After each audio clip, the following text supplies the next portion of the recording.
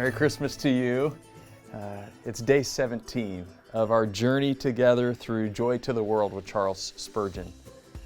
And today I've titled this short devotion, Be a Star. Spurgeon says this: every beam in that star shone forth for Jesus.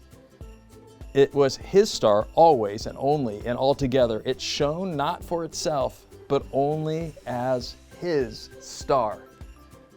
This Christmas, let's be stars for Jesus, meaning this, that through this Christmas season, our behavior, the love that we have for others, would point people to Jesus, the one who came to save His people from their sins. Spurgeon bases his devotion off of Matthew chapter 2, verses 1 and 2.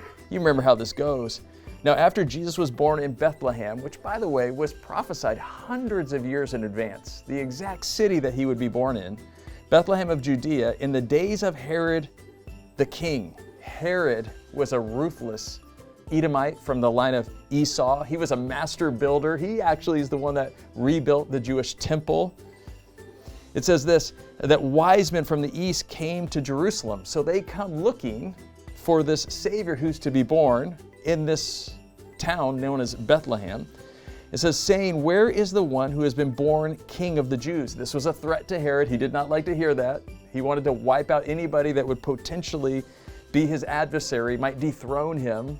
In fact, some people used to say that it was safer to be Herod's swine than to be his son. Like he was more prone to spare the life of his pig than his own children, if he thought they were a threat to his throne. And so they come asking this question, but here's what I want you to catch.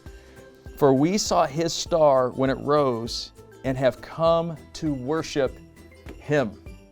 So a lot of people speculate, like, what is this star? Is this some kind of supernova? Or maybe is this a conjunction of planets that have come together? As I read it, it sounds like it's a supernatural star, a supernatural light. It might remind you more of like back in Exodus chapter 13, when it says that the children of Israel were led by the cloud by day and the fire by night. I think this is a supernatural star light that is leading these wise men to Jesus. And by the way, we don't know if there were 3 wise men or 30. We really don't know. We just know there were 3 gifts, which is why we tend to think it was 3 wise men. But they come and they follow this star. Now, what I want you to notice is they worship Him. The word is proskuneo. So the idea is they're following the star to Jesus, and so they might worship Him. What if this Christmas God used us to lead other people to Jesus so that they might worship not us, but Him? I don't know if you're a fan of Christmas lights or not. I actually really love Christmas lights. I just like them on other people's houses because I don't have to put them up and take them down.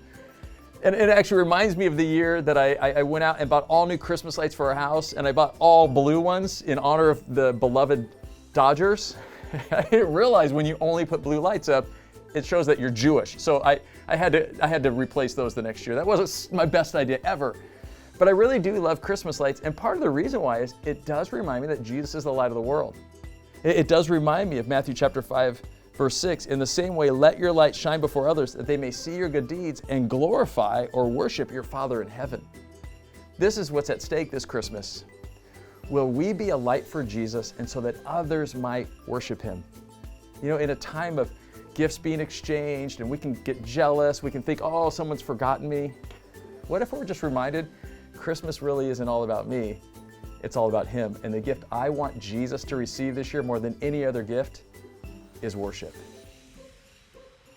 Bless you and Merry Christmas to you.